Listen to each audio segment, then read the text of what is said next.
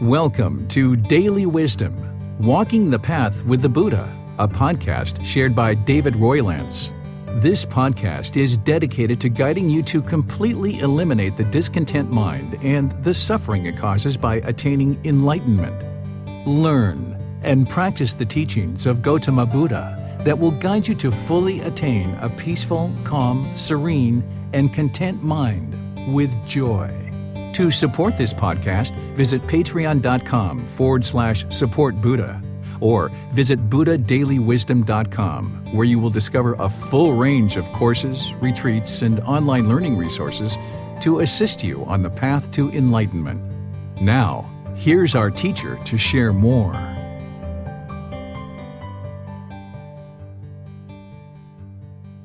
Sawadee Kap. Hello and welcome to Daily Wisdom, Walking the Path with the Buddha. Today is our Pali Canon and English study group, and we're studying the words of the Buddha. We're in Volume 5, which is titled The First Stage of Enlightenment, Stream Enter. We're going to be studying chapters 11 through 20. The way that we do this program is I invite people in Zoom to be able to volunteer to read a chapter, and then after a student reads the chapter, I will share some teachings on that. Then I'll open up to any and all questions that you guys have, whether you're in Facebook, YouTube, or Zoom. You can ask questions by putting that into the comment section, or if you're in Zoom, you can electronically raise your hand, unmute your microphone, and ask any and all questions that you like. So I'd like to welcome all of you, whether you're joining for the first time or you're joining regularly. If you'd like to get access to these books, you can do that through our website by going to buddhadailywisdom.com. From there, you'll see a link for free books, and there you can actually download the books for free. You can take them and go print them. You can get printed versions at our temple here in Chiang Mai, or you can use Amazon because they're available on Amazon. So if there's anyone who would like to read this first chapter, you guys are welcome to let me know. Looks like Pat is raising his hand. Go ahead, sir. Chapter 11, the complete destruction of three fetters. With the complete destruction of three fetters, he is a 7 times at most attainer who, after roaming and wandering on among heavenly beings and humans 7 times at most, makes an end of discontentedness. With the complete destruction of three fetters, he is a family-to-family attainer who, after roaming and wandering on among wholesome families 2 or 3 times, makes an end to discontentedness. With the complete destruction of three fetters, he is a one-seed attainer who, after being reborn once more in human existence, makes an end to discontentedness. Thank you. Okay, thank you, Pat. So here, the Buddha is describing the 3 different aspects of being a stream enter, of what the potential outcomes would be. First, you can see that he talks about eliminating the first 3 fetters, which many of you guys that have been studying with me for a while know that that's what you need to do in order to get to the first stage of enlightenment, among other things that you're learning as part of this particular book. And as you'll learn in the January retreat, if you come to the January retreat, either virtually or in person here in Chiang Mai, that yes, you need to eliminate the first 3 fetters of personal existence view, doubt, wrong behavior, and observances in order to be able to get to the first stage of enlightenment. But there's some other things that you need as well. But having gotten into that first stage of enlightenment, what the Buddha is sharing here in this first paragraph is that this individual will be reborn at most 7 times before they actually get to enlightenment. That's what he means by make an end of discontentedness, that this individual will get to enlightenment within 7 more lives. Not has to be 7 lives, but within that amount of time.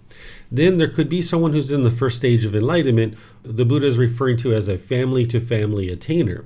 This individual is going to be reborn into wholesome families 2 or 3 more times. So by being reborn into a wholesome family, maybe people are more polite, more kind, more friendly, more respectful. Maybe they have a certain amount of wisdom about how they interact with each other. This is going to make it a bit easier for you to make your way to enlightenment. Whereas if you were born into a harsh, hostile, bitter family, this makes it a lot more challenging because your mind kind of absorbs that and you start conforming to that and you start thinking that that's the way to function in the world. So you might start functioning that way.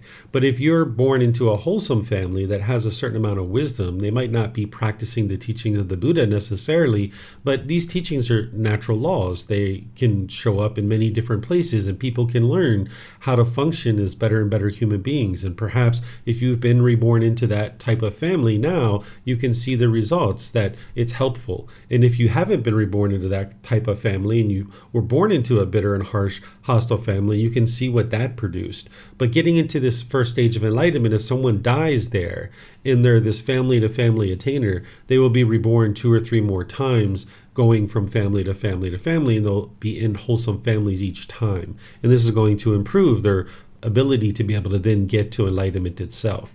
Then the Buddha is talking about this one seed attainer, somebody who's in the first stage of enlightenment, but if they die, they will be reborn back into the human realm and then actually attain enlightenment in that next life.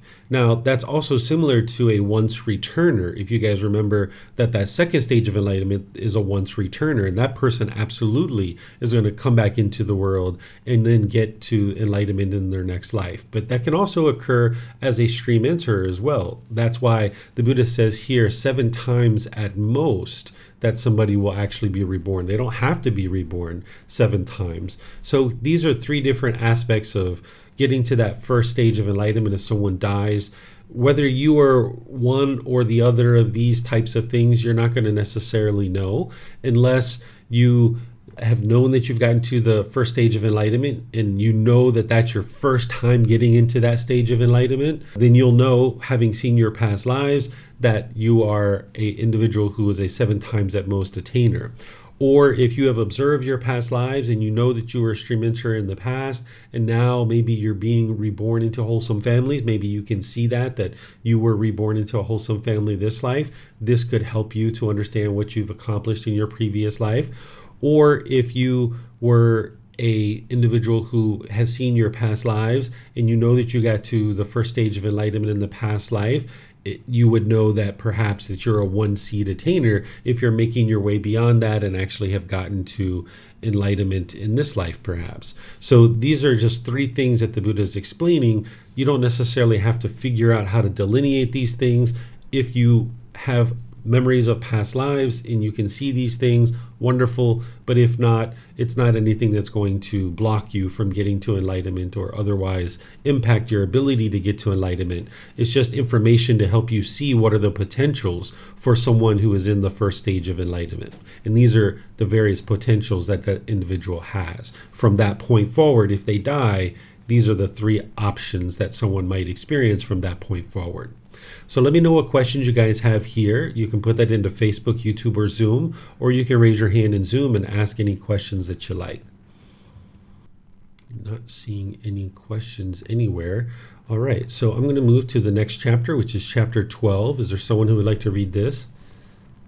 Okay, Samantha, go ahead, ma'am. Abandon 6 things one is capable of realizing accomplishment in view. Monks, without having abandoned 6 things, one is incapable of realizing accomplishment in view. What 6? Personal existence view, doubt, wrong behavior and observance, craving leading to the plane of misery, anger leading to the plane of misery, and ignorance leading to the plane of misery. Without having abandoned these 6 things, one is incapable of realizing accomplishment in view. Monks, having abandoned 6 things, one is capable of realizing accomplishment in view. What 6? Personal existence view, doubt, wrong behavior and observance, craving leading to the plane of misery, anger leading to the plane of misery, and ignorance leading to the plane of misery. Having abandoned these 6 things, one is capable of realizing accomplishment in view. Okay, thank you, Samantha. So here the Buddha is talking about accomplishment in view. This is something that you're going to learn about as we get further into this book. And if you attend January's retreat or you've watched the recordings of January's retreat, you've seen me teach accomplishment in view.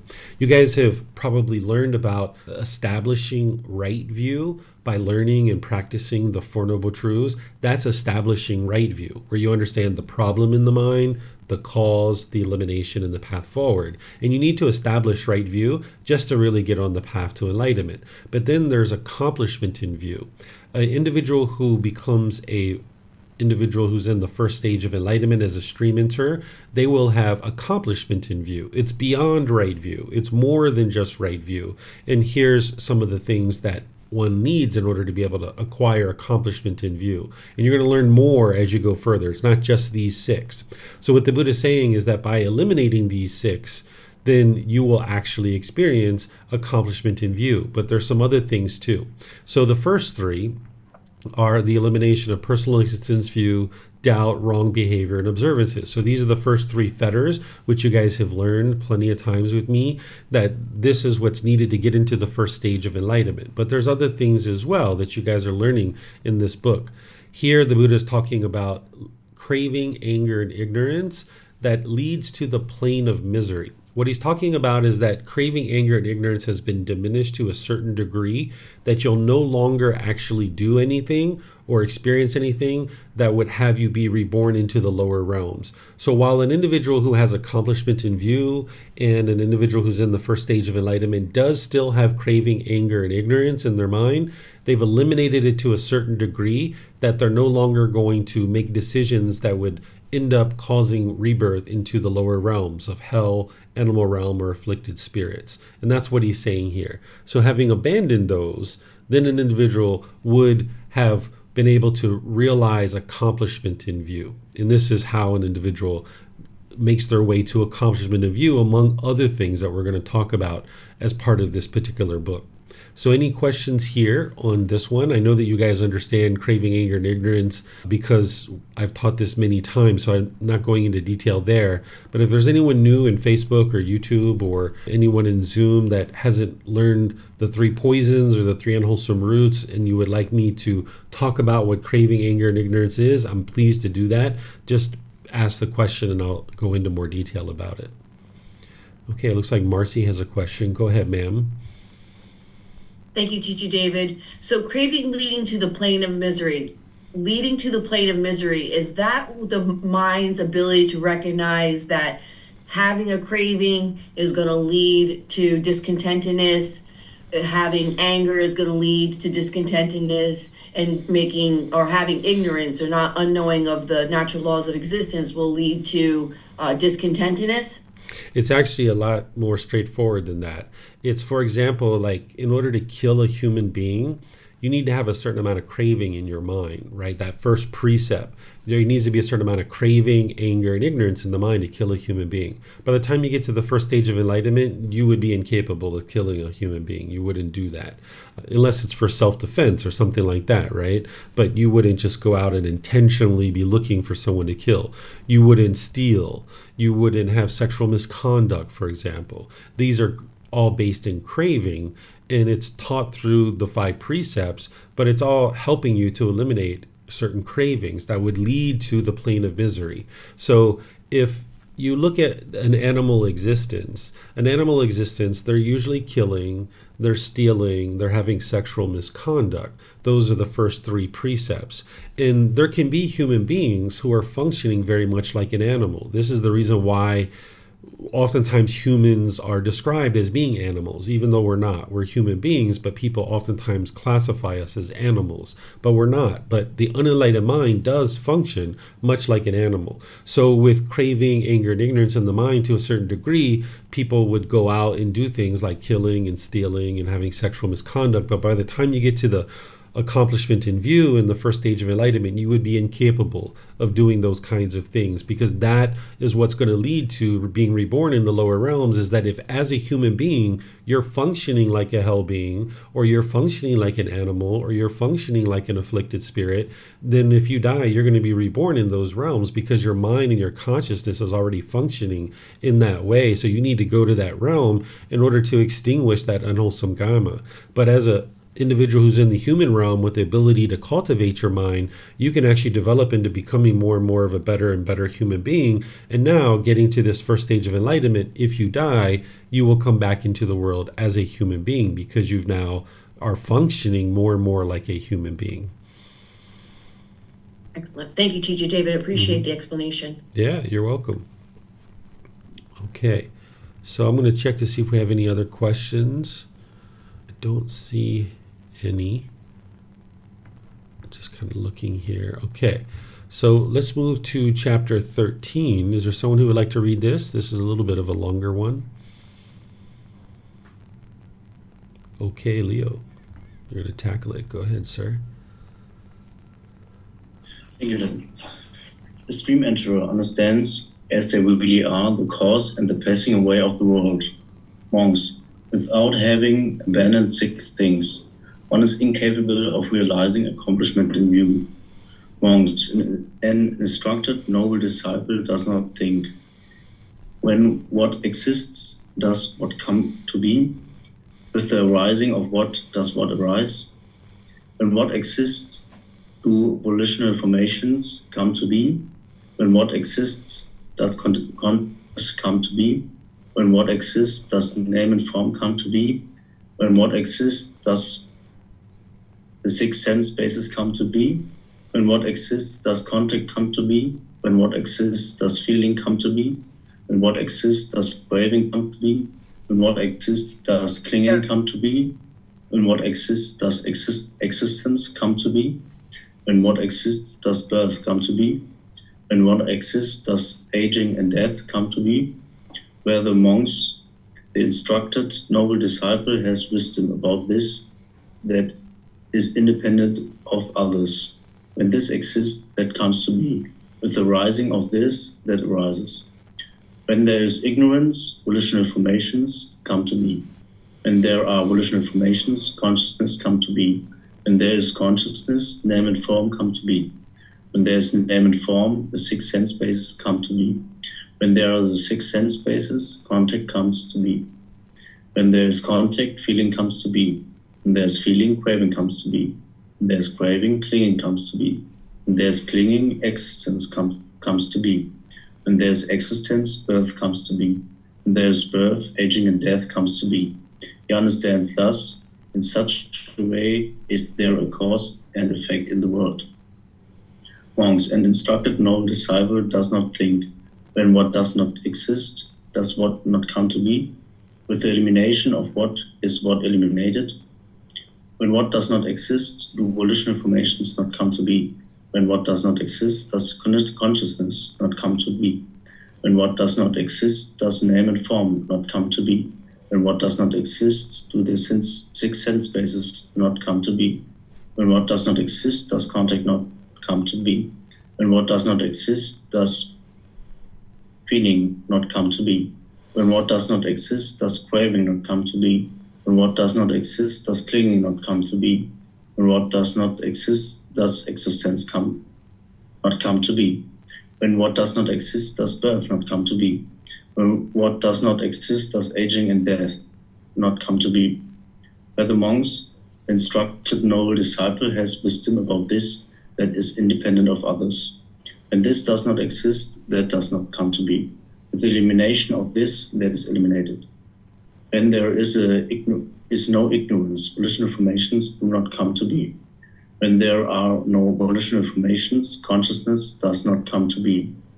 When there is no consciousness, name and form does not come to be. When there is no name and form, the 6 sense spaces do not come to be. When there are no 6 sense spaces, contact does not come to be. When there is no contact, feeling does not come to be. When there is no feeling, craving does not come to be.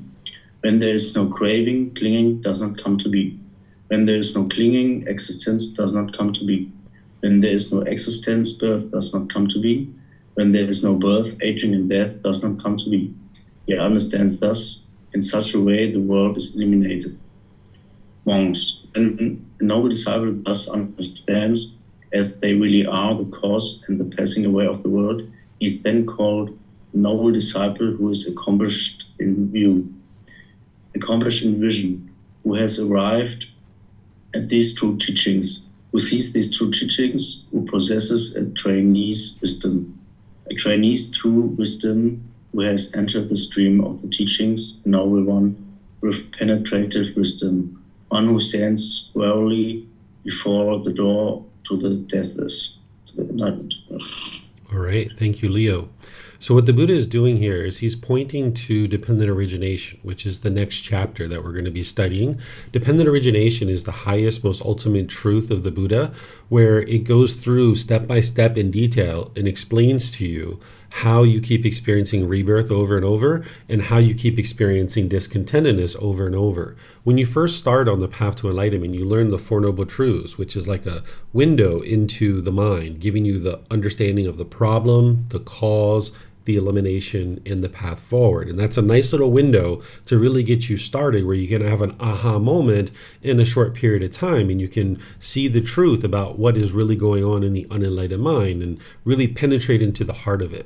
Then you can learn things like the three poisons, or the three unwholesome roots, or the three fires of craving, anger, and ignorance, helping you to understand the broader aspect of the problem and kind of deepening your understanding. Then you can start learning things like the 10 fetters, where you can understand the 10 pollutions or the 10 taints or defilements that take you into detail and showing you specifically what the pollutions are, what the symptoms are, how to eliminate them, and how to know that you've actually eliminated them. This is part of what you learn in your journey to enlightenment. And then ultimately, you would like to get to a point where, as you're making your way to the first stage of enlightenment, that you learn dependent origination, because that's going to bring everything together for you. And you can see it very clearly in these 12 interlinking steps of showing you what one thing leads to another, that leads to another, that leads to another. And that's what we're about to study. But here, what the Buddha is saying is that a noble disciple, an instructed noble disciple, this is someone who understands his teachings very well and has penetrated them very deeply, does not think, when what exists, does what come to be? With the arising of what, does what arise? The reason why this individual doesn't think about these things is because they already know. They already understand dependent origination, so they don't need to think about these things because they've already thought about it. They've already dove in, they rolled up their sleeves, they sunk in their teeth. They really work to understand dependent origination. And once you understand it, you don't need to think about it anymore because you fully understand it. So an individual who's penetrated his teachings deeply, having realized accomplishment in view, has then understood when what exists do volitional formations come to be. They already understand that, and so forth and so on, all the way down through dependent origination, which we're about to study. And what the Buddha is saying is that this wisdom that the instructed noble disciple has is independent of others, meaning that other people don't understand this, that they haven't studied it, that your wisdom about dependent origination is perhaps beyond what other people understand about the world around you. Because we refer to all the teachings of the Buddha as the natural laws of existence. And namely, we're talking about the natural law of karma. But this natural law of dependent origination is in there too. And you've got the universal truths. You've got other things like this that are part of these natural laws. Dependent origination is a very important natural law to understand, that the Buddha is explaining it to you in a way that you can independently verify. And this wisdom that you cultivate around dependent origination is independent of others. Other people aren't going to understand this if they haven't taken the time to actually study it. So when there is ignorance, volitional formations come to be. The Buddha is showing this cause and effect, which we're about to dive into here in a moment, that there's this cause and effect relationship, that if this one thing exists, something else is then going to come to be. And you're going to see this entire chain of events. And ultimately what the Buddha gets down to down here is that he explains that a noble disciple who is accomplished in view and accomplished in vision, whenever he's talking about accomplishment in view and accomplishment in vision, what he's talking about here with accomplishment in view, you're going to learn throughout the entire book. Accomplishment in vision is he's talking about being able to see the entire path to enlightenment. That if you're accomplished in vision, you understand the whole path. So for someone to be able to have accomplishment in vision, they would need to understand dependent origination. Someone who understands dependent origination may not be enlightened yet, but they actually can achieve accomplishment in vision. You can actually know what the path is without having fully realized it, without having fully attained it, that you have such an understanding of it that you're working your way towards it. You have accomplishment of vision, but you just haven't realized the attainment of enlightenment yet because you're still making your way towards it. And the Buddha describes this further as one who has arrived at these true teachings and sees these true teachings because you've independently verified them for yourself. He talks about this as possessing trainee's wisdom, or a true trainee's wisdom, and has entered the stream of the teachings. You guys have heard me share that the Buddha refers to the first stage of enlightenment as a stream enterer, because once the log enters the stream, it's going to eventually get to the ocean. It's just a matter of time. So that's the same thing, is that once somebody has entered into this first stage of enlightenment as a stream enterer, they're going to get to enlightenment. It's only a matter of time. And this person who studied the teachings very deeply, which is considered a noble one, has penetrative wisdom. They've deeply penetrated into the teachings of the Buddha. They deeply understand them inside and out. And then the Buddha says that this person stands squarely before the door of the deathless. What he's talking about here is that he oftentimes refers to enlightenment itself as the deathless element. That once you get to enlightenment, you no longer experience death. Even though you're in this life, and there will be a point in time where this body and this mind separates, that's not referred to as death. That's referred to as final enlightenment. And the reason why is because you can eliminate all your mental attachments in this life to the point where you have no mental anguish, no discontentedness whatsoever. But there's still one thing that you're going to experience, which is physical pain. And you need this physical pain for a certain reason, because even as an enlightened being, if you're standing really close to a fire, you need to know, like, I'm standing too close to a fire. You need to make the decision to move away. Whereas if you didn't experience physical pain, you wouldn't know to move away from the fire. You would just stand there.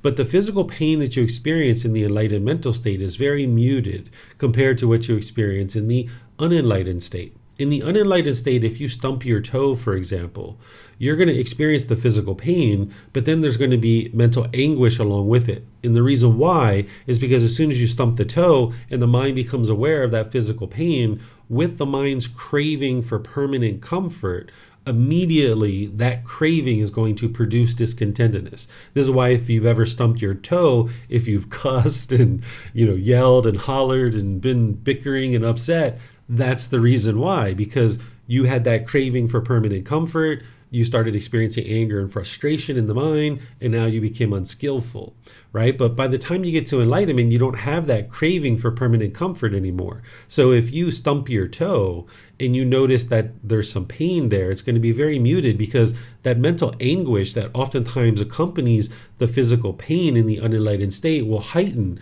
the physical pain. But when you get rid of the mental anguish and it's just the physical pain, you'll see that it's very muted. You might even start laughing and joking when you stump your toe, because you know that it's impermanent. When you stump your toe, you know that in 30 seconds to 2 minutes, this is going to be gone. And you might just sit down, start rubbing your toe and start laughing at it, right? Because you know what's going to actually occur. You have that penetrative wisdom. So the Buddha describes an individual who understands all the path to enlightenment and who has gotten into this first stage of enlightenment, even though they're not enlightened yet. He says they're standing squarely before the door to the deathless. They haven't walked through the door. They're just standing there with the potential to walk through the door.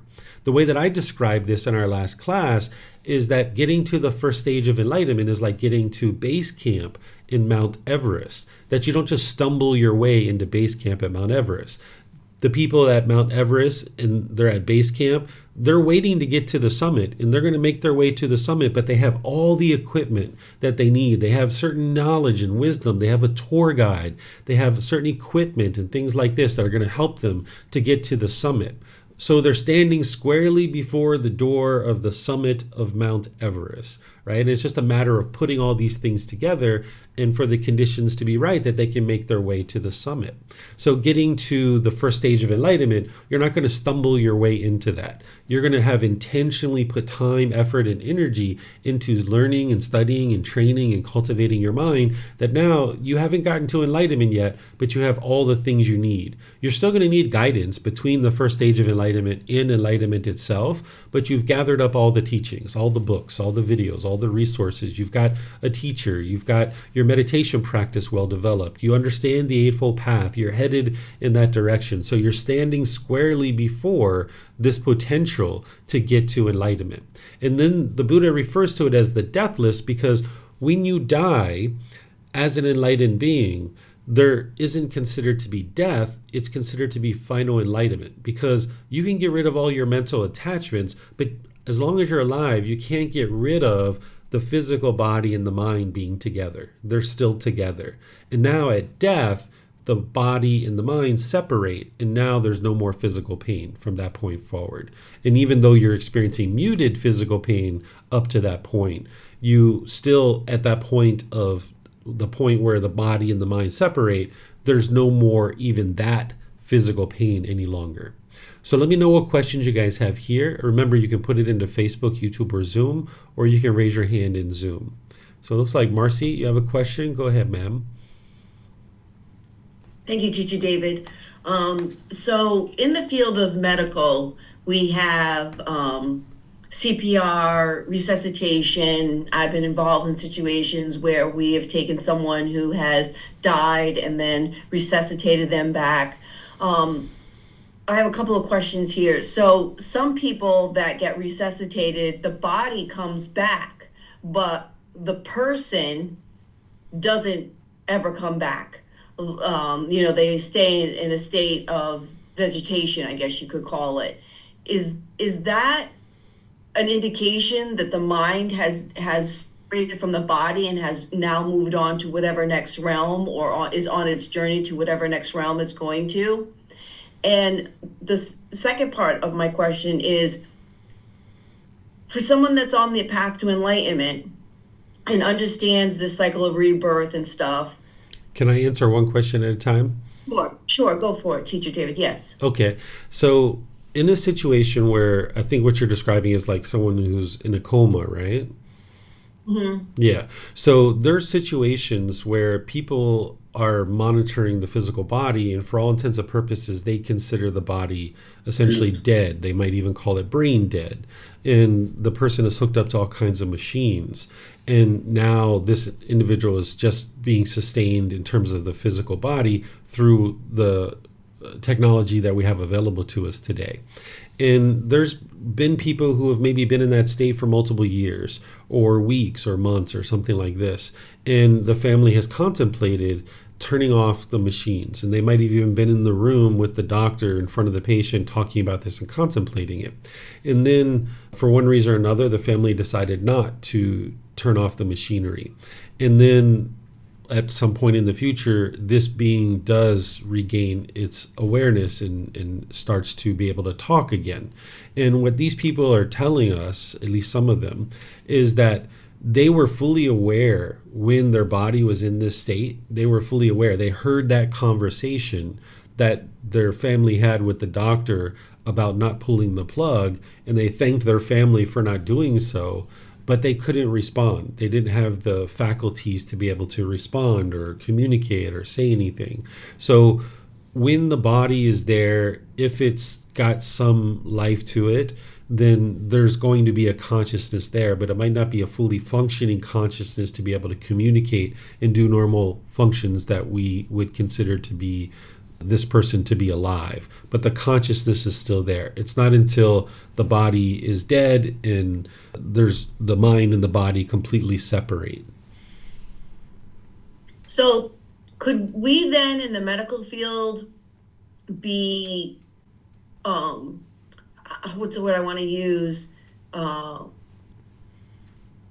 maintaining the body, like keeping the heart going, keeping the lungs breathing and stuff, we could be holding these people in this state of consciousness instead of just letting. So I guess what I'm saying is, like, so there's DNRs and stuff like that, where if a person dies, you don't step in, you just let them pass away. But where there's not a DNR, we step in and we keep the body alive. We can then potentially be holding these people in this semi-conscious state instead of letting them pass on into their next whatever. Am I making any, I don't know if I'm being clear. Yeah, you're being clear. That is true. But at the same time, some of those beings will be able to come from that semi-conscious state to being more awake, right? In terms of life, not awake in terms of enlightenment, but awake in terms of life. So it's that person's gamma of what happens, right? Because some families wouldn't be able to afford to have their family's member on that equipment for even a few days, let alone months or years, which some families do. So if this individual comes back from their coma, then okay, great. If not, then this individual is going to move on. But this is part of its gamma of whether or not it has this ability to potentially regain its consciousness or not. But you shouldn't see it as you're doing an unwise thing by potentially putting this being on life support, because it could potentially be what that being needs to be able to continue its life in the human world.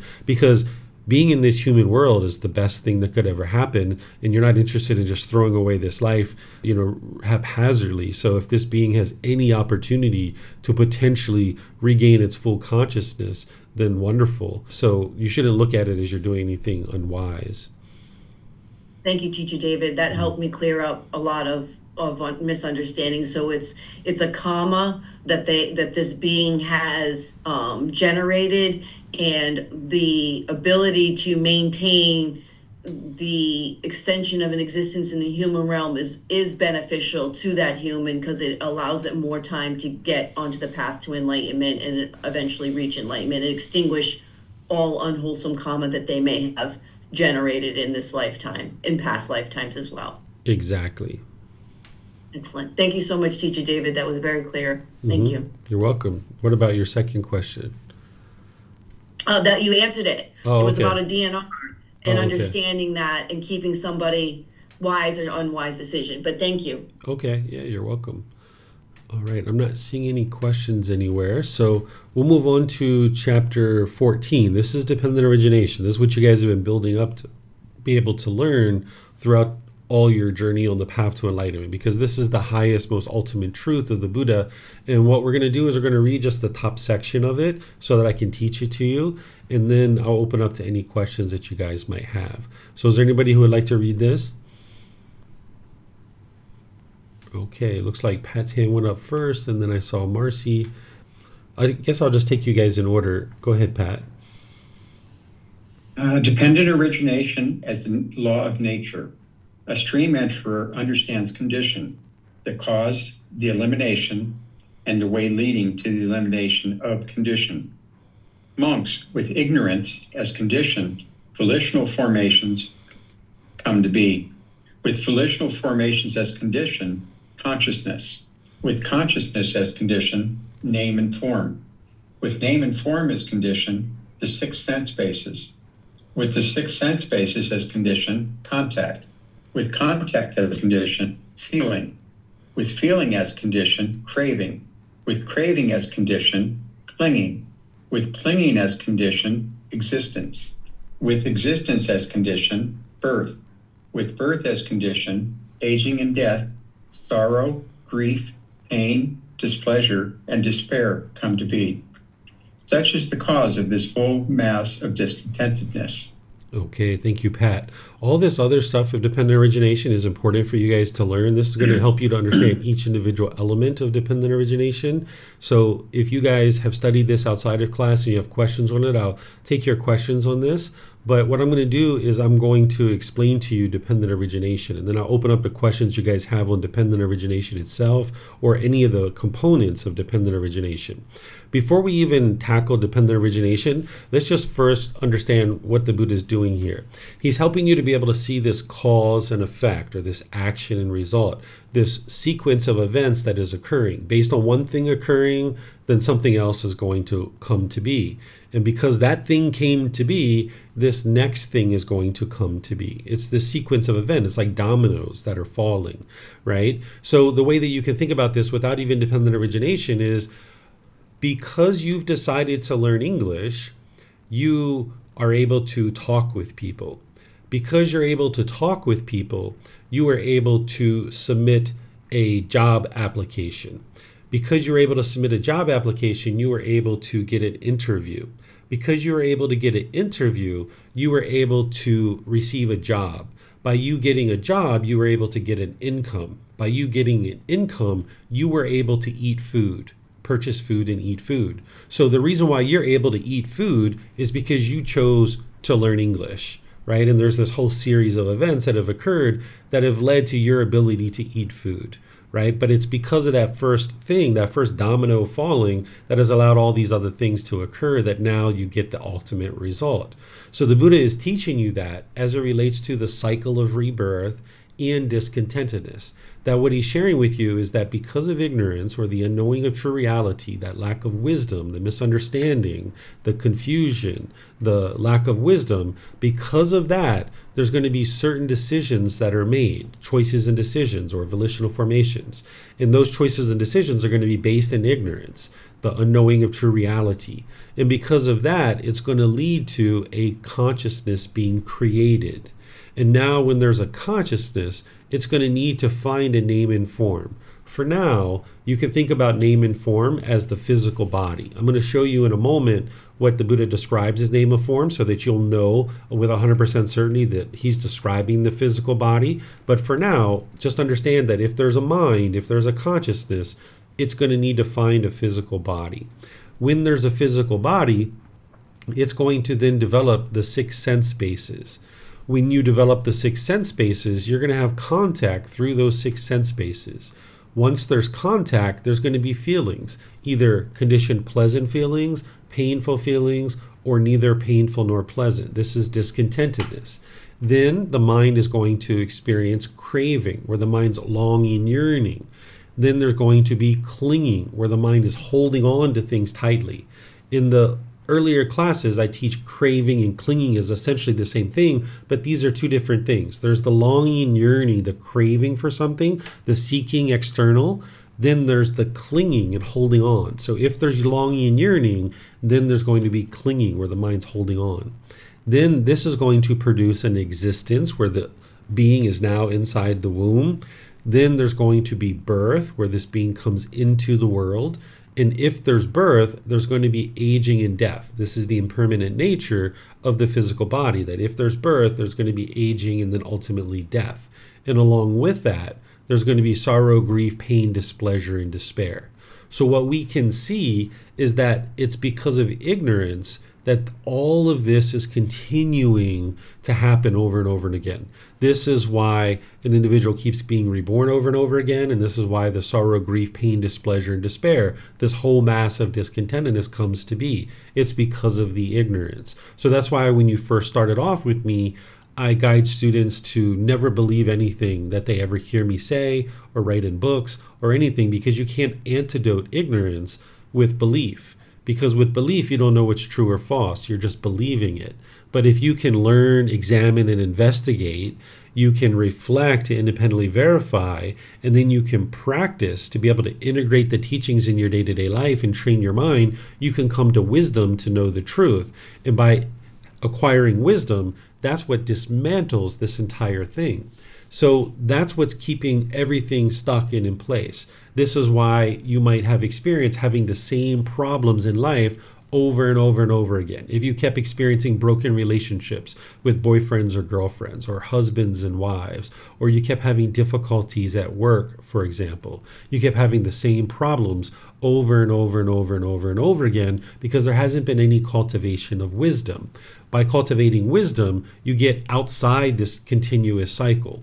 So the Buddha is showing you this step by step by step by step, that because of ignorance, there's these decisions that are made that are unwise. This is going to lead to a consciousness, which is then going to find a physical body. It's going to form the 6 sense spaces of the eyes, ears, nose, tongue, the body, and the mind itself is there, experiencing contact. When there's contact, there's going to be feelings, pleasant feelings, painful feelings, neither painful nor pleasant, these conditioned feelings. The mind is going to crave, and now there's going to be clinging, where the mind holds on. There's existence, there's birth, there's aging and death, sorrow, grief, pain, displeasure, and despair, all this discontentedness. It's all coming about because of ignorance. So one of the ways you might look at dependent origination is like a math equation, that because of ignorance plus craving and clinging equals discontentedness, right? So ignorance plus craving and clinging equals discontentedness, and it equals rebirth as well, right? So that's the way to look at this, like a math equation, because there's a lot of other steps in here that the Buddha is showing you. But what you guys already know is, craving, anger, and ignorance.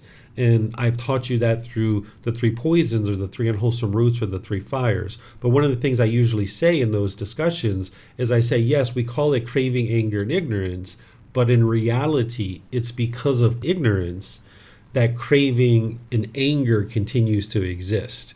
And this is what I'm referencing. I was referencing dependent origination, that because of ignorance, craving and clinging continues to exist in the mind. And because of that, the mind continues to experience discontentedness and continues to experience rebirth over and over and over again. Okay, so this is dependent origination as the Buddha is teaching it. But now I'm going to swing way down here. Actually, you know what? Before we go do that, let me do this up here.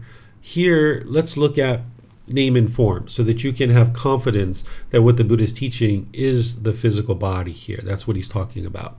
So what he's talking about here is he's talking about 4 of the 5 aggregates. If you remember, the 5 aggregates is physical form, feelings, perceptions, volitional formations, and consciousness. So here he's got 4 of them: feelings, perceptions, volitional formations, and consciousness. That's 4 of the 5 aggregates. But he's including in name, he's including in that contact, and he's calling this name. Then for form, he's referring to it as the 4 great elements. Whenever you see the Buddha talking about the 4 great elements, he's talking about the physical form of the body. What the 4 great elements are is earth, water, wind, and fire. These are the 4 element theory that they used during the lifetime of the Buddha to describe the body. In traditional medicine, particularly here in Thailand and other places, they still use this theory, where nowadays we understand the body through cells and atoms and molecules and things like this. But during the lifetime of the Buddha, they didn't have that kind of wisdom because they didn't have the technology. So this 4 element theory, it actually works. That's why they still use it, because it describes, like, the earth element is solids of the body, like the teeth and the nails and the hair and the bones. This is the earth element. The water element are the fluids of the body, like the tears, the saliva, the pus, the urine, the blood, the things like this. That's the water element. Then there's the air element, or the wind. Wind is a better way to describe it. Wind describes the movement of the body. So while the blood is the water element, the movement of the blood through the body is from the wind element. Or like the movement of the feces through the colon is the wind element, right? And then there's the fire element, which is the temperature of the body, oftentimes associated with digestion. So whenever you see the Buddha talking about the 4 great elements, he's referring to earth, water, wind, and fire. And this is how they describe the body during his lifetime. So essentially, we've got the 5 aggregates here in contact. That's what he's talking about, is name and form. So you can have the confidence that what the Buddha is describing as name and form is the physical body. But now that we've reviewed this up here, let me just go through it again before I show you what I'm about to show you, is that the Buddha is saying that because of ignorance, there's these choices and decisions that are made that are unwise, that then produce unwholesome karma, or unwholesome results. One of those unwholesome results is that it produces the consciousness. A consciousness comes to be. If there's a mind or a consciousness, it's going to need to find a physical body. Right? So now when it finds a physical body, that's the egg and the sperm and the consciousness coming together inside the womb. It's now going to produce the 6 sense spaces. And now the 6 sense spaces start to grow and mature in the body. As early as 2 weeks or as late as 6 weeks is what scientists say the 6 sense spaces start to develop inside the body of the mother in the womb. So this being as early as 2 weeks or as late as 6 weeks starts to have the 6 sense spaces. Now there's going to be contact through those 6 sense spaces. There's going to be certain feelings that are experienced as a result of that. And then there's going to be craving in the mind. There was craving from the very beginning anyway. That's the whole reason why it was actually reborn. Then there was clinging, where the mind's holding on. The craving is the longing and yearning. The clinging is holding on. Now there's existence, where this being is now in existence within the womb. Then, after 9 months of growth in the womb, there's going to be birth. This being is now going to be born into the world. Then, from that point forward, there's going to be continuous aging and eventually death. And then along the way, there's going to be sorrow, grief, pain, displeasure, and despair. This is where discontentedness is coming from. This is why when we first come out of the womb, we start crying right away. We don't come out of the womb laughing. We come out crying because the mind in the body is inside the womb. There's craving and clinging. The mind is holding on to this experience inside the womb. There's a certain amount of ignorance that's in the mind, this lack of wisdom of things like the universal truth of impermanence. We're making certain decisions, and all of this is coming to be. And now when we come out, we've experienced the first big bout of discontentedness, being pushed out into the world, or maybe surgery to be brought out into the world. And because we're craving to exist in that womb permanently, everything's so cushy and cozy. We got this whole place to ourselves. Food is coming to us on this umbilical cord. Everything's nice and cozy. All of a sudden, womb, here we are out into the world. We're discontent right from the beginning because of this whole sequence of events. Okay, so this is one way to think about dependent origination. But now let me show you this chart. If you guys haven't read this, or if you have read it, I'll help you to understand it. There's these two charts. What I'm explaining here is that there's past causes. In your past life, you had ignorance and you had certain decisions. You chose not to get to enlightenment. We all did. Otherwise, we wouldn't be here. Because of our lack of wisdom, our ignorance or unknowing of true reality, we made certain choices and decisions that didn't include us getting to enlightenment. So we had certain past causes. And because of that, we're having certain present effects. That there is a mind, there is a physical body, there is the six sense bases. We're experiencing contact through those. And if the mind is unenlightened, you're experiencing conditioned feelings. That's your present effects based on these past causes. But then there's current causes, there's present causes, craving, clinging, and existence. These are present causes that exist now, presently, that because of the craving and clinging, you're continuing to exist in this existence. And then if that continues, these present causes are going to lead to future effects, which is continuous birth, aging, and death. And then, of course, discontentedness. So what you're doing is you're looking to antidote all this and eliminate the ignorance by cultivation of wisdom so that you can dismantle all of dependent origination. So I'm going to see if you guys have questions on any of this.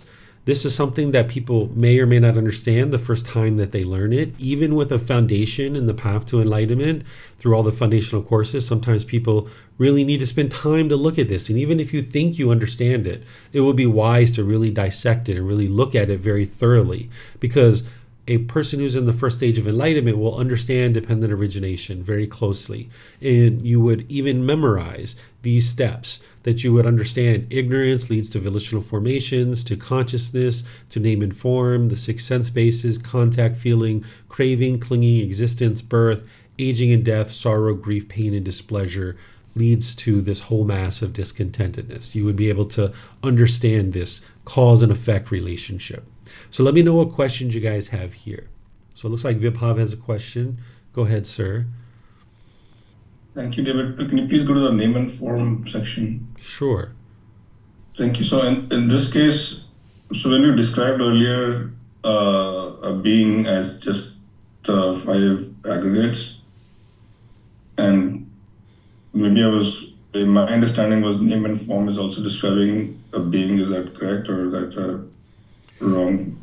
Yeah, this is describing the physical body is the way that you can think of it. While he has contact and he has consciousness in here, I would encourage you to think of it as the physical body, and then it's the consciousness and the physical body coming together. So, and when we call the five aggregates, that's also describing the physical body, or is it not? Because it seems that he's added contact here, so I'm just trying to understand that when most other cases, when we talk about the physical body, the being, we're just talking about the five aggregates. And so I'm wondering why we've added contact here. Yeah, so the form is really the physical body. Whenever we're talking about form, that's the physical body, and that's one of the Right. that's one of the aggregates, right? That's the actual physical body. But now, when you include feelings, perception, volitional formations, contact, and consciousness, the Buddha is calling this name. So you might think about this as the person. Even you could think about it as the person because it's the combination of all these things coming together. But it's a lot easier if you think about name and form as just the physical body, because consciousness and contact are a separate factor in dependent origination. So if you just think about name and form as being the physical body, it'll help you to be able to understand it better. My question was more about when we're talking about the five aggregates, why he may have not chosen to include contact in that. Well, he seems to be doing it here, but in general, when he talks about the five aggregates, which he also describes as the being the physical body, like physical body and like when he describes being in other places, Mm-hmm. he describes the five aggregates, right? The form, feeling, perceptions, volitional formation, consciousness. Yeah, those are the things. And Oh, sorry, you have those long pauses. I usually think you're done. sorry, I was just wondering why we had it contact here and not in why not make it six aggregates? Is I guess is my question. Yeah, because contact isn't innately describing the being itself. That you can have these five aggregates, and that's what describes the actual being itself. You don't need the contact to be able to describe the actual being. So it's the five aggregates that delineates what a living being is. And so, what is the reason for having contact here when he says name? So, I guess what is the difference between name and form and five aggregates? Is like just the contact part. The contact part, that's the only difference. Everything else is there. The five aggregates are all there. Okay. I'm still not clear why the delineation is there. So I guess that's my question. Why we had. I don't have 100% clarity on why contact's here either, but I know that name and form is the physical body. And if you think of it that way, that's going to bring your mind to understand dependent origination. Okay, thank you. Mm-hmm. The only thing that I can think of is why contact might be there is the connection between the consciousness and the physical form. That's the only thing I can think of. Okay, thank you. Yeah, you're welcome. Okay, looks like we have a question from Tonka on YouTube. Is it that our choices in previous life caused present existence in clinging, I think you mean clinging, in craving, in present existence will cause future existence? Thank you in advance, Teacher David. Yes, that's true. That our choices and decisions in our previous life is what caused the present life. And then the continued craving and clinging in this life is what's going to produce the future existence as well. But in order to eliminate craving and clinging, we need to get rid of that ignorance, because the mind doesn't even know about craving and clinging when it's off the path to enlightenment and doesn't have the wisdom. So that's why cultivation of wisdom is so important. And this is one of the reasons why an individual who's in the first stage of enlightenment will understand dependent origination. And that's also what's helping you to eliminate those wrong observances. If you remember that fetter, wrong behavior and observances, that if you understand dependent origination, you understand the ultimate goal is to cultivate wisdom. That's the ultimate goal. And you never fail if you cultivate wisdom. And rites, rituals, ceremonies, and worship doesn't lead to the elimination of ignorance. So that's why the Buddha never taught rites, rituals, ceremonies, and worship. So if you ever see anyone doing rites, rituals, ceremonies, or worship, you know right away they're not even in the first stage of enlightenment, and they haven't understood dependent origination. Because anybody who understands dependent origination would understand the ultimate goal is to cultivate wisdom, and rites, rituals, ceremonies, and worship doesn't do that for you. So yes, what you're describing, Tonka, is 100% accurate. And this is what helps you to understand that you need to cultivate wisdom, because you can't get rid of craving and clinging without the wisdom of how to do it. So that's why ignorance is first. Okay, let's see what other questions we might have somewhere. I don't see any. Okay, So let's move on to the next chapter. And as I mentioned, I recommend that you guys read each one of these aspects of dependent origination and you learn about it. And as you have questions, you can let me know and I'll answer them. But we're going to move on, and you can see all the things that I share here too, because I explain it kind of in a more of a story format. So if you read through this, you'll learn about this kind of story that I'm kind of describing to help you understand dependent origination in detail. Now, chapter 15 is essentially dependent origination, but the Buddha is just kind of like flipping it. He's starting off with aging and death, and then he's going in the opposite direction because he's talking about the elimination. So I don't know that we need to read this. It's essentially the exact same thing, but just kind of in a different order. It's going backwards. And then he goes through describing each individual aspect of dependent origination. So we can just go right through that because there isn't anything there that the Buddha is sharing other than you need to know this in order to get to the first stage of enlightenment.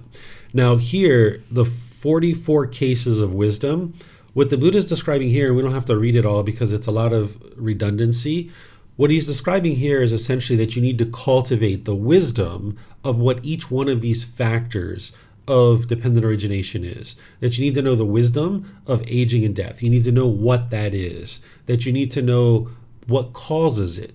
Well, what causes aging and death is birth, right? That's really easy. And then you need to know what's the elimination of it. Well, the elimination of aging and death is to eliminate birth.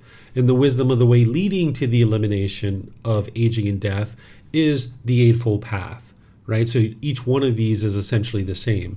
What you need to be able to know is you need to know what each individual factor is, and then the cause and the elimination is just going to be the factor before it. And then the way leading to the elimination of each of these factors is the Eightfold Path. So he describes this all the way through, that you need to know each one of these in order to get to the point where you have cultivated the 44 cases of wisdom. And then he walks you through this and showing you how this all comes about. So if we read this, we would be here for quite a long time because it's pretty long. Okay? So here I kind of explain to you what it is that you need to be able to understand in order to get to the 44 cases of wisdom. Okay, and now he breaks it down even further to the 77 cases of wisdom. Okay, so here it's essentially very similar, but he's going through it in a lot more detail. Okay, so I'm not going to have us read this again, or we're going to be here for quite a while, but you guys can read this on your own and then just ask me any questions that you guys might have. Now, this one here, he's going to introduce, this is chapter 18, he's going to introduce wisdom of the principle and wisdom of entailment. These are two aspects that an individual who's moving to the first stage of enlightenment and in the first stage of enlightenment are going to need to cultivate. So he's walking you through dependent origination, helping you see the wisdom of principle and the wisdom of entailment. So I'm going to explain to you guys what this is without having to even read this. What he's basically describing here is he's explaining that wisdom of principle is to understand what something is. So in this case, the example is understanding what aging and death is. What wisdom of entailment is understanding that when this thing exists, this next thing is going to come to be. That you need to be able to understand wisdom of principle, and you need to know wisdom of entailment. And you can see this as part of what he's describing throughout this entire chapter. That he's saying, when monks, a noble disciple has purified and cleansed these two kinds of wisdom, wisdom of principle and wisdom of entailment, he is then called a noble disciple.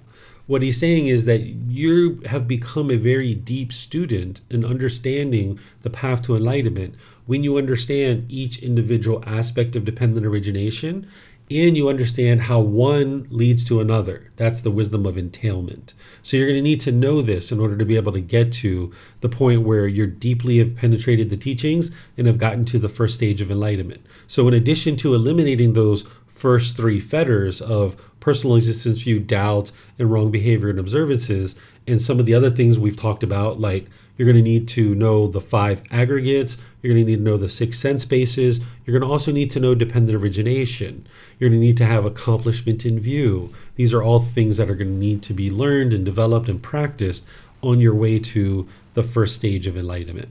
So let me know if you guys have questions about wisdom of principle and wisdom of entailment and what is being taught here. Okay, it looks like there's, oh, this is not English, so I'm sorry I can't read your English there. Okay, Vibhav, go ahead, sir. Speak English, not Hindi, okay? No, indeed. Okay. So just want to clarify the principle of entailment. So the wisdom of principle is basically understanding the dependent origination in terms of its technical understanding, and the entailment is actually experiencing it, or like being able to see it in action. I just want to make sure that's Not exactly. So wisdom of principle would be each individual factor, like ignorance. What is ignorance? You should know what ignorance is. What is volitional formations? You should know what that is. What is consciousness? You should know what that is, and right on down the line. Name and form, the six sense bases, contact, feelings, craving, clinging, existence, birth, aging and death, sorrow, grief, pain, displeasure, and despair. You should know what each one of those individual things are. That would be wisdom of principle, understanding what they are. Wisdom of entailment is what I just did, which is understanding how one leads to the next. You should understand that because of ignorance, there's volitional formations. Because of volitional formations, it leads to a consciousness. Because of the consciousness, it now finds a name and form. Because of the name and form, it now develops the six sense bases. Because of the six sense bases, it experiences contact. Because of contact, it experiences feelings. Because of feelings, there's craving, there's clinging, there's existence, there's birth, there's aging and death, sorrow, grief, pain, displeasure, and despair, this whole mass of discontentedness. So you need to know what entailment is how one thing leads to another, the cause and effect, the causality of things.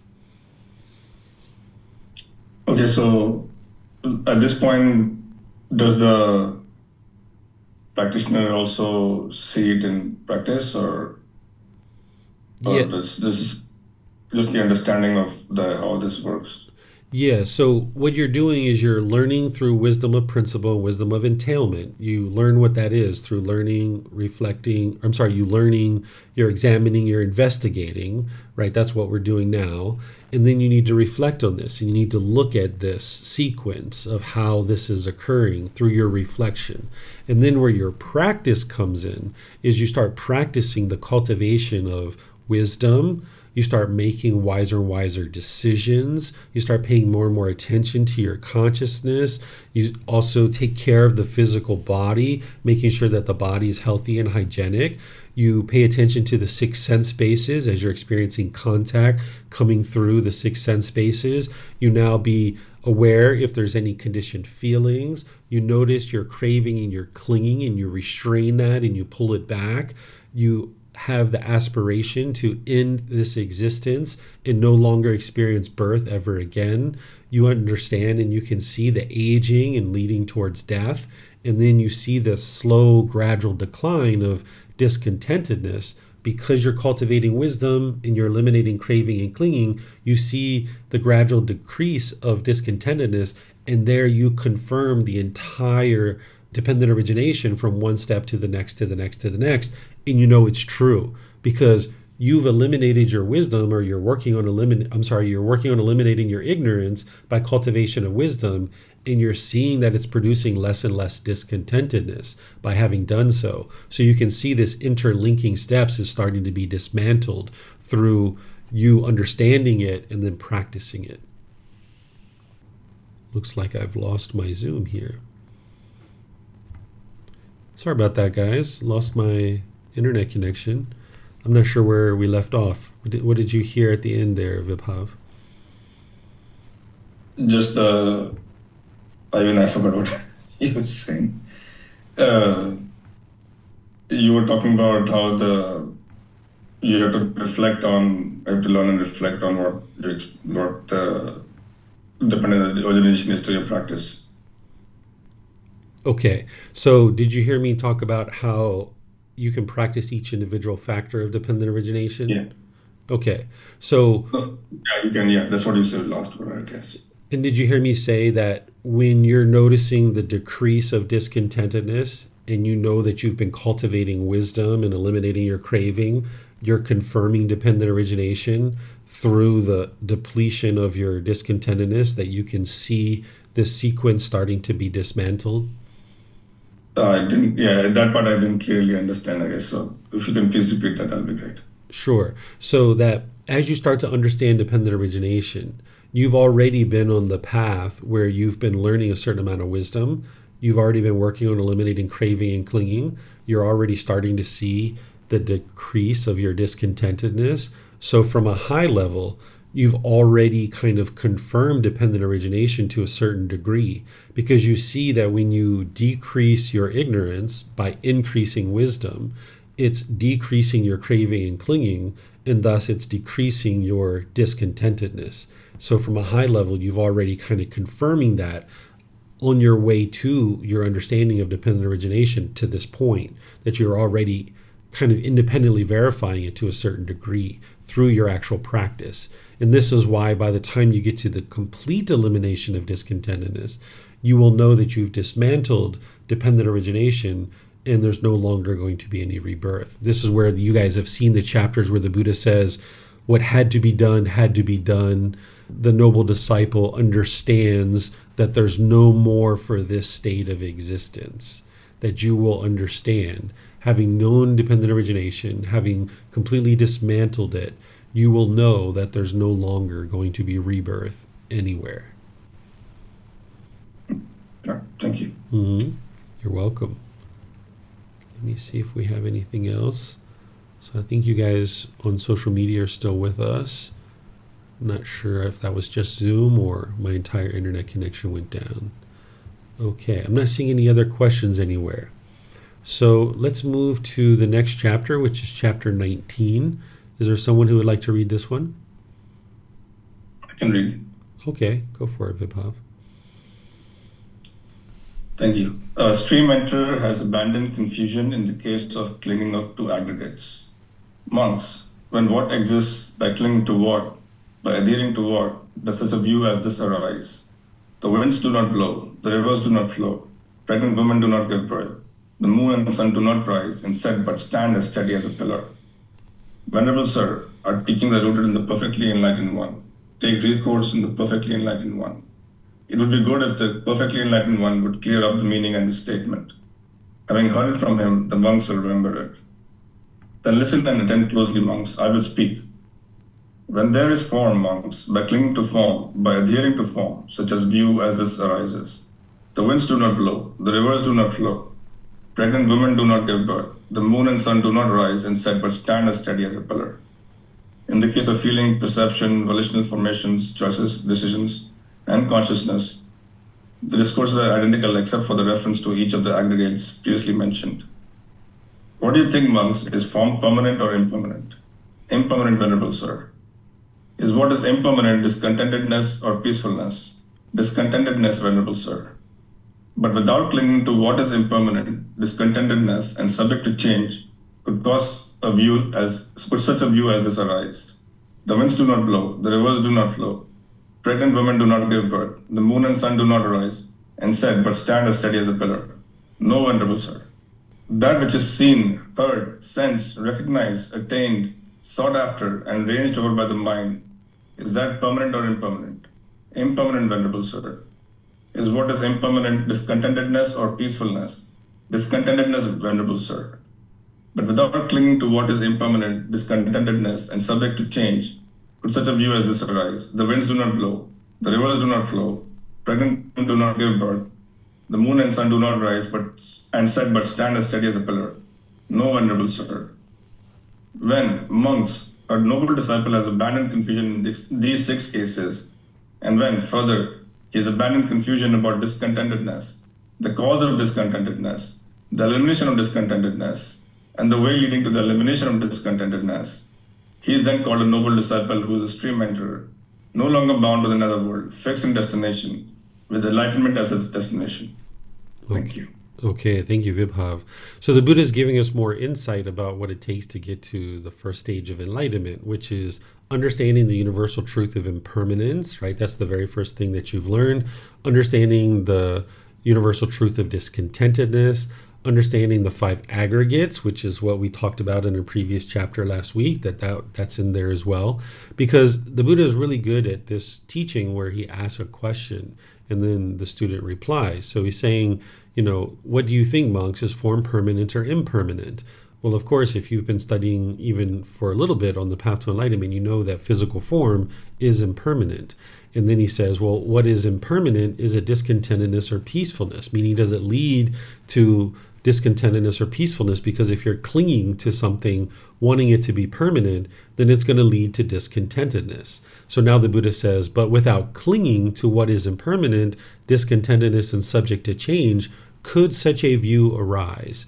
Meaning, if you had an understanding of impermanence, discontentedness, and that you understood subject to change, would you be able to think that the winds do not blow, the rivers do not flow, pregnant women do not give birth, the moon and sun do not rise, but yet stand steady as a pillar, right? And of course, the answer is no, because if you understand the universal truth of impermanence, and you know that that view can't arise in your own mind.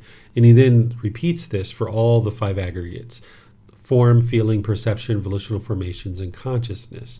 So now the Buddha just walks you through that and says, okay, if an individual has eliminated this confusion, then they understand the Four Noble Truths. That's what he's referencing here, where he says they've eliminated and abandoned confusion about discontentedness, the cause of discontentedness, the elimination of it, and the way forward. So these are additional things that an individual would need in order to get to that first stage of enlightenment, is to understand the three universal truths, the Four Noble Truths, understand the five aggregates, and then put this all together to realize that these five aggregates are impermanent, that they're going to be constantly changing, and it doesn't make sense to cling to it. So this is how you get rid of your personal existence view, is that you understand that all these things that could potentially be seen as a self are impermanent, that it doesn't make sense to cling to this. There's no such thing as a permanent self or a true self, because the form isn't you, the feelings aren't you, your perceptions aren't you, your choices and decisions aren't you, and the mind or the consciousness isn't you either. So if you understand these things, this is going to help you to ultimately realize personal existence view needs to be eliminated and realize non-self. And this is what's going to help you to be able to make your way to that first stage of enlightenment. So questions here. And also, by the way, it helps you to eliminate these two fetters as well, number 6 and 7, where you don't have desire for form and desire for formless, because you're no longer clinging to existence, right? So any questions here on this particular chapter?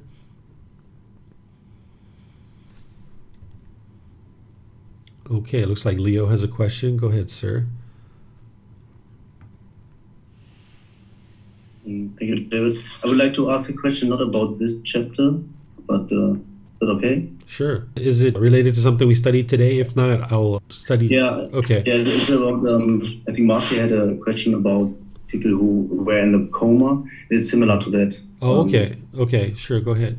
Yeah, I just remember that my one grandmother had not a stroke, but I have it here on the phone. I just put it on the phone because I don't know how to spell it.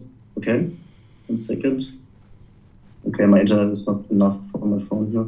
So, okay, I try to spell it. It says cerebral hemorrhage. Do you know what this means?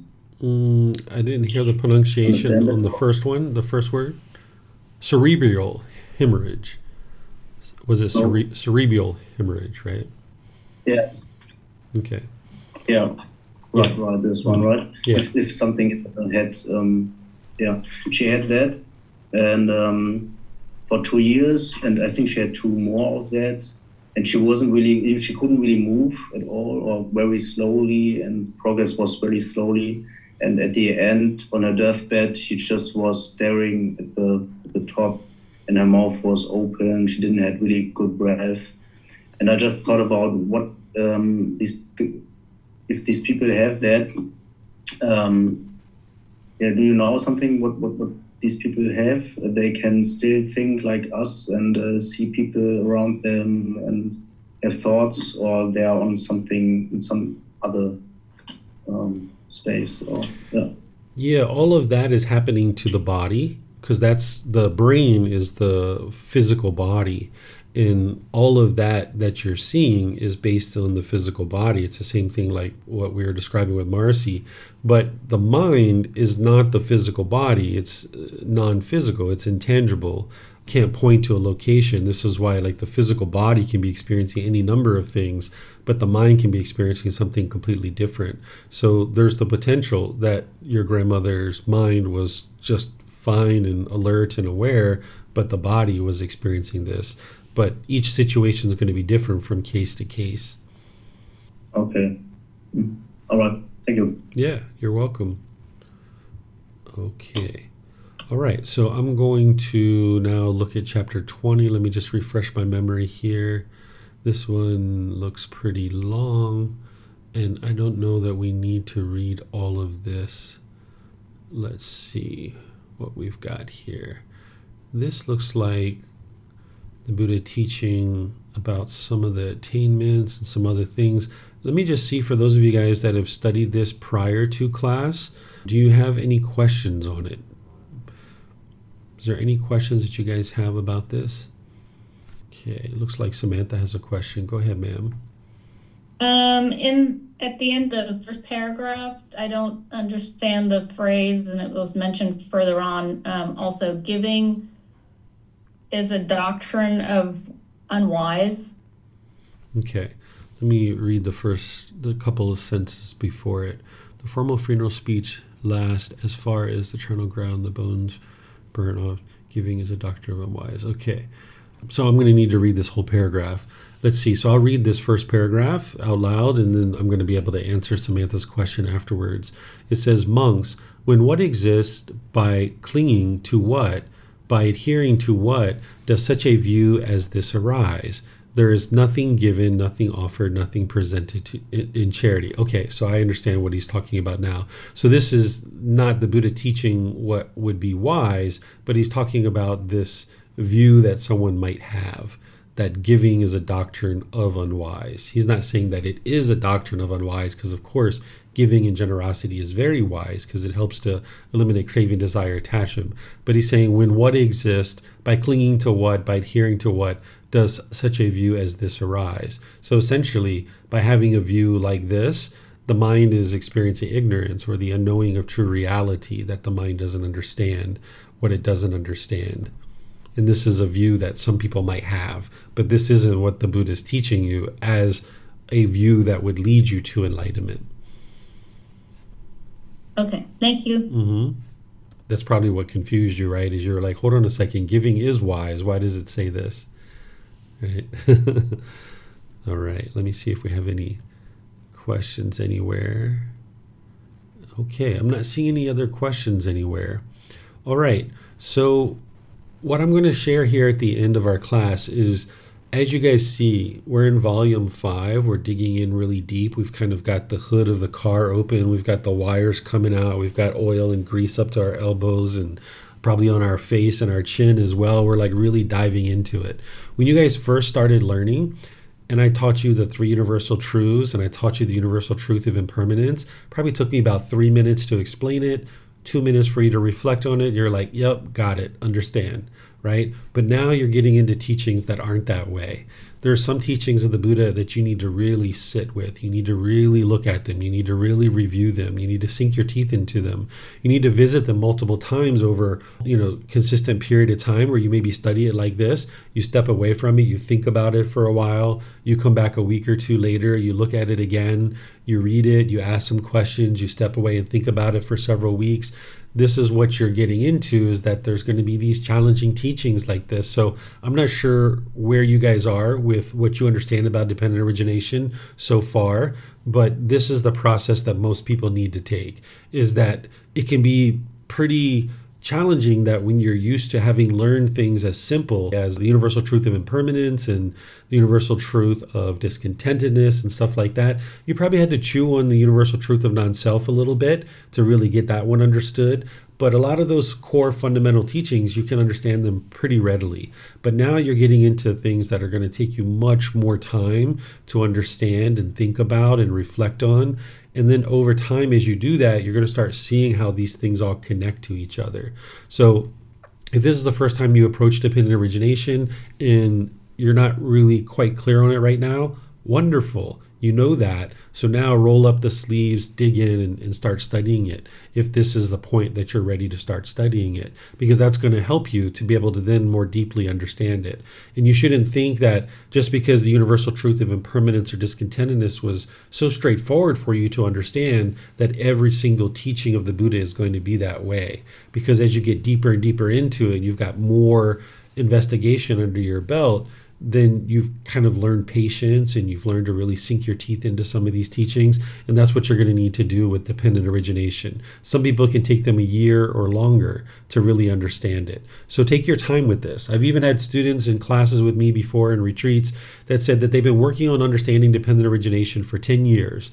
And when I explained it to them, they were like, oh my gosh, I finally got it, right? And they finally understood it after that amount of time, not with me for 10 years, but maybe somewhere else for 10 years. And now finally in class, they finally got it. They heard the words that they needed in order to be able to piece it all together.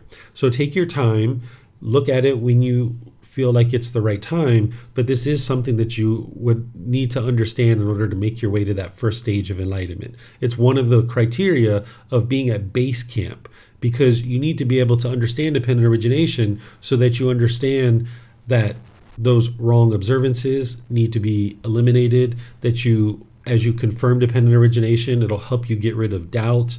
It'll also help you to eliminate personal existence view to a certain degree. And it really sets you up for the rest of the path. It really gets it really clear and focused of exactly what your goal is on this path.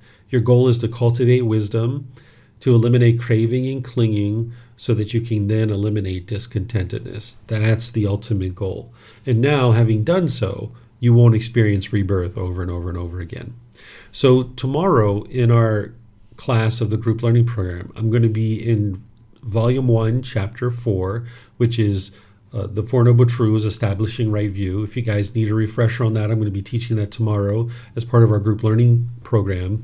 Next week in our program, I'm going to be in the next 10 chapters. So we're going to be in chapters 21 through 30. So if you'd like to study those ahead of time, you're more than welcome to. And then on Wednesday, I'm starting a 4-part series on Buddhist chanting. So if there's anybody who would like to study Buddhist chanting and learn that or refresh on that, you're more than welcome to attend on Wednesday. That over the next 4 Wednesdays, I'm going to be doing a 4-part series on Buddhist chanting. So thank you all for participating. I know there was a few people that raised their hands that volunteered to read that didn't get opportunity to do that. Perhaps in our next class, you'll be able to do that. But thank you for those of you guys that volunteered to read. Thank you for those of you guys that did read. Thank you for all your questions and your interest to learn. As you guys would like help, feel free to reach out through classes, through our Facebook group, private messages, and remember you can schedule personal guidance. So we'll see you guys in a future class. Be well and take care. Sawadee ka. Thank you for listening to this podcast. To provide support for this podcast, visit patreon.com/support Buddha. To access more teachings, visit buddhadailywisdom.com. There, you will discover a full range of courses, retreats, and online resources to assist you on the path to enlightenment. Remember to establish a daily, consistent meditation practice, along with learning and practicing these teachings. A well-developed meditation practice is the foundation in which to train the mind to attain enlightenment.